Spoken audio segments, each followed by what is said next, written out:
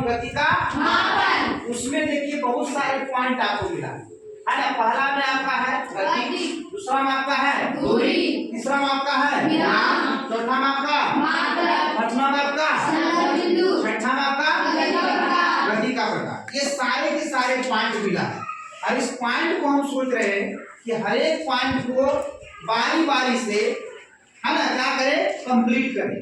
मतलब अच्छे ढंग से आप लोग को हम समझाएं ताकि आप सही ढंग से समझ पाए। अब पहला बात है गति। तो मैंने पहले भी बता दिया था कि चलना, बुलना, टहलना, दौड़ना ये सारे क्या है गति। ये सारे क्या है गति। और गति कैसे है, समय के साथ स्थान बदल रहा है। समय के साथ स्थान क्या हो रहा है, बदल रहा है। समय के साथ स्थान क्या हो रहा है, इसी कारण से इसको हम लोग क्या कहेंगे गति। और गति तेज भी होगा और गति आपका धीमा भी होगा, है ना। जब आप जल्दी दौड़ेंगे है ना, समय से पहले पहुंच जाएंगे तो गति आपका तेज गति कहलाएगा। और समय से ज्यादा लेट में पहुंचिएगा तो गति आपका क्या कहलाएगा, धीमा गति कहलाएगा।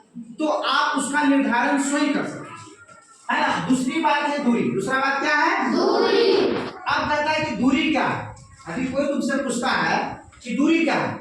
मान लो कि तुम्हारा ये विद्यालय है, तुम्हारा ये क्या है विद्यालय, और तुम्हारा घर, आप लोगों का घर बटरिया बिघा है या घेरा है, जो भी है।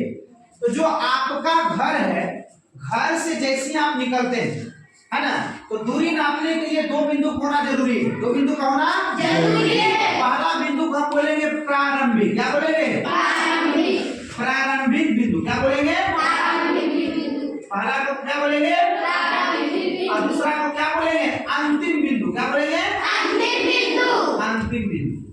तो मान लो कि तुम्हारा जो घर है वो तुम्हारा घर ए, तुम्हारा घर क्या है ए। अब तुम्हारा जो बी है कि तुम्हारा समझ जाओ कि बी जो है ये तुम्हारा विद्यालय है। क्या है, विद्यालय। तो तुम अपना घर से निकला तो जो तुम घर तुम्हारा हुआ वो प्रारंभिक बिंदु हुआ और विद्यालय जो हुआ आपका अंतिम बिंदु।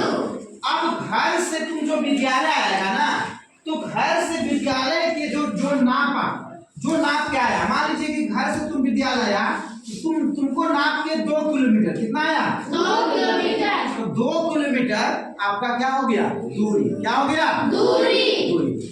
चाहे आप जैसे भी आओ, चाहे आप घूम के आइए या सीधा आइए, जैसे भी आइए आपको क्या कहलाएगा, दूरी। क्या कहलाएगा, दूरी।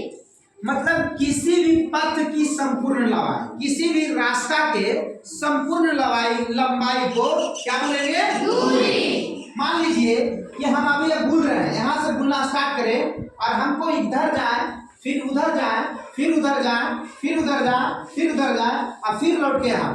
तो जो पूरा मैंने नापा है ना, तो इधर जितना बुला उधर जितना बुला, उस सारे के सारे को क्या करेंगे, नापेंगे। और जो नाप के आएगा एक बार सारा जोड़ देंगे तो जो जोड़ के आएगा वही आपका क्या कहलाएगा, दूरी। समझ में आया, समझ में आया कि दूरी किसको कहेंगे। आप जैसे चले, चाहे घूर के चले चाहे शॉर्टकट चले, सबको जोड़ेंगे, सबको जोड़ेंगे। जो जोड़ के आएगा वही क्या कहलाएगा, दूरी। क्या कहलाएगा, दूरी। दूसरा तीसरा बात है आपका विराम। क्या आपका बात है, विराम। तीसरा पॉइंट पे आपका विराम।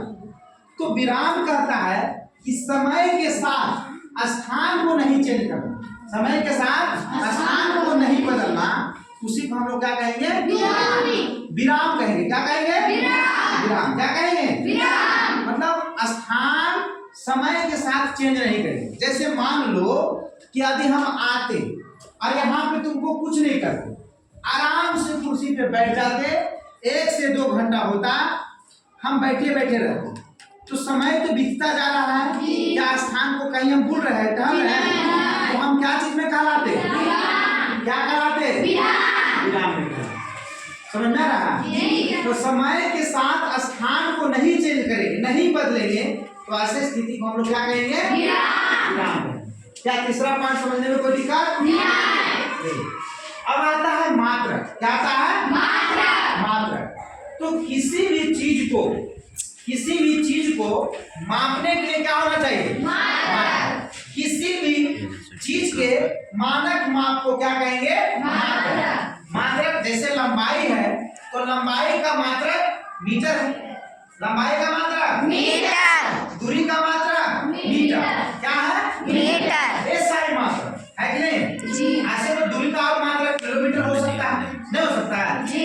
प्रकाश वर्ष हो जाएगा, बहुत ऐसा है जी। बहुत ऐसे मात्रक है, लेकिन उसका ये सारी मात्रक क्या है? मीटर। जैसे इसमें बताया गया है ना कि दूरी का ऐसा मात्रक क्या है? मीटर। ताप का ऐसा मात्रक केल्विन है ना, लंबाई का ऐसा मात्रक मीटर। समय का ऐसा मात्रक सेकंड। उसी प्रकार से चौड़ाई हो, ऊंचाई हो, गहराई हो, सारा का सारा लंबाई में है, उस सब का मात्रक क्या होगा? मीटर। समझ में आ रहा है बात? चलो, तो मैंने 4 पॉइंट को क्लियर किया, मात्रक क्या है उसको मैंने क्लियर किया। अब आता है संदर्भ बिंदु। क्या आता है? संदर्भ बिंदु। तो संदर्भ बिंदु का एक मतलब कि आपको कौन बिंदु तक जाना है। मान लो कि तुमको अभी हम ठेठ भाषा में समझाए कि तुम्हारा घर ए है और तुम्हारा घर क्या है? बी आपका विद्यालय है, बी आपका क्या है? विद्यालय। तुम्हारा घर ए है, तो तुम बताओ कि तुम्हारा सोच कहाँ है विद्यालय जाने का? कहाँ सोच है? विद्यालय। घर से तुम बढ़ेगा तो घर से विद्यालय की दूरी कमेगा कि नहीं कमेगा? कम रहा ना। तो तुम्हारा जो बी हुआ, जो तुम्हारा बी हुआ वो बी क्या हुआ?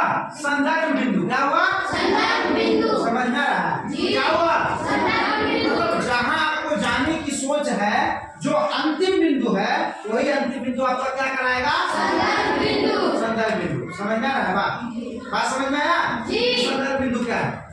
अब आता है देखिए गति का प्रकार। गति का प्रकार मैंने पहले भी पढ़ा दिया है कि सरल रेखीय गति है। पहला क्या है? सरल रेखीय गति। जब कोई वस्तु सरल रेखा में गति करे, सरल रेखा में गति करे, मतलब सरल पथ पर गति करे, सीधी पथ पे गति करे, तो ऐसे गति को क्या कहेंगे? सरल रेखीय। जैसे रेलगाड़ी की गति, रेलगाड़ी की गति है ना, वाहन की गति, ये सब कैसा है? सरल रेखीय गति। दोलन गति, जैसे झुलवा की गति क्या होगा?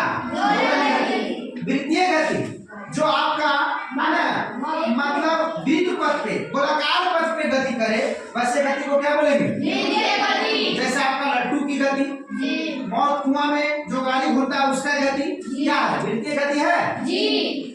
अब आता आवर्त गति, जो गति समय के साथ साथ है ना अपना स्थिति को बार बार दोहरा, अपना स्थिति को बार बार ऐसे गति को क्या बोलेंगे? आवर्त गति। अच्छा तुमको बोले कि आवर्त गति जो है वो दोलन गति होगा कि नहीं?